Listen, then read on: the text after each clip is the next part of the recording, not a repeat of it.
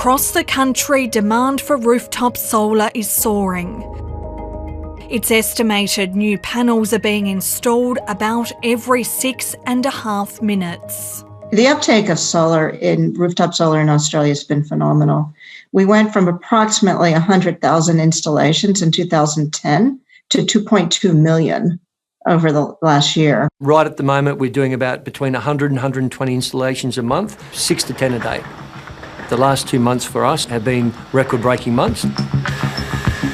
At TINDO Solar in Adelaide, business is booming despite the coronavirus pandemic.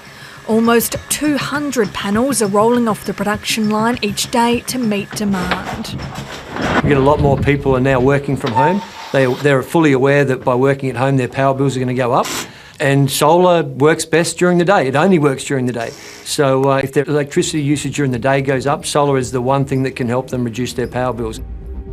But sometimes the amount of solar being generated is putting the grid under immense strain. On a sunny day in South Australia last spring, only 458 megawatts of power was needed from the grid, with 64% of the state's needs coming from rooftop solar. That gives the people operating the system little room to manoeuvre and manage issues like voltage and frequency. When we have way too much solar, there's so little load that we can't even manage to keep the balance with the generators. And in that context, then there's always a risk that the system will fail and will go black.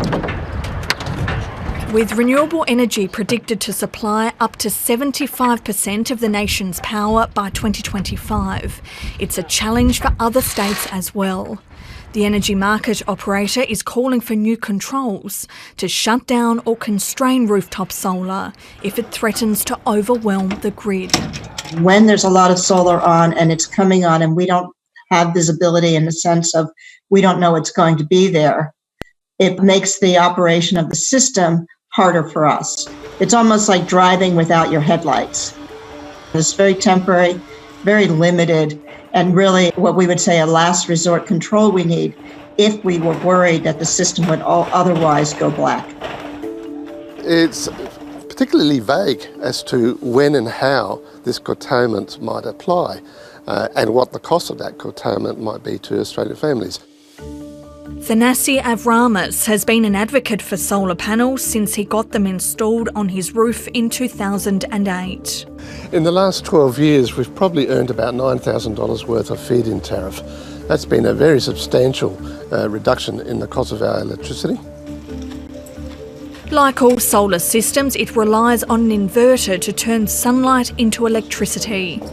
But as it nears its use-by date, Thanasi isn't happy that any replacement inverter will contain software that can be controlled externally by the electricity distributor. The default position often has been to try and force a solution on Australian families for problems that are the fault of the network as a whole and of the regulators and often of the many particular governments at one time or another that have not been able to plan properly. I know there's concerns that people are saying, why did this happen like this? Why wasn't it planned for?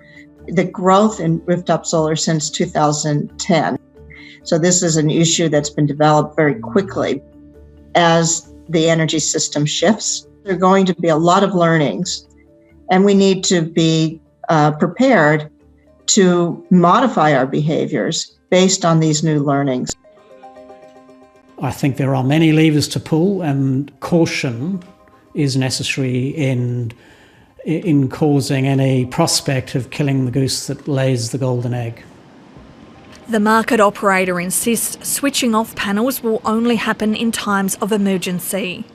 But energy analyst Bruce Mountain worries once the ability is there could be pressure to externally control systems more often. The threat lies not with the market operator, but that the control mechanisms that they establish may well be taken advantage of by other forces that seek to throttle back rooftop solar to look after their own commercial interests.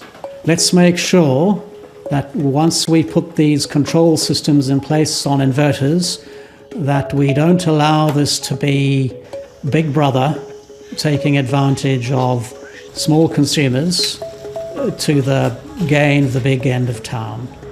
Well, this has nothing to do with the big companies in our area. AEMO's independent from any of those companies.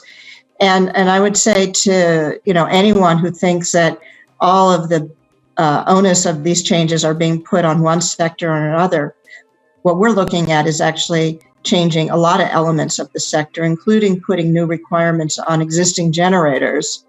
If somebody told me that my power was going to be turned off in the middle of the day when I can see the sun shining and I can see myself benefiting free electricity, I wouldn't be happy myself, and I can't imagine anybody would be.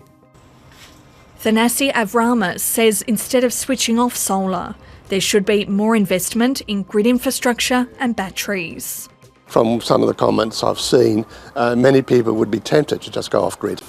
I think it's a backward step for AEMO to try and make Australian families pay for the mistakes of others.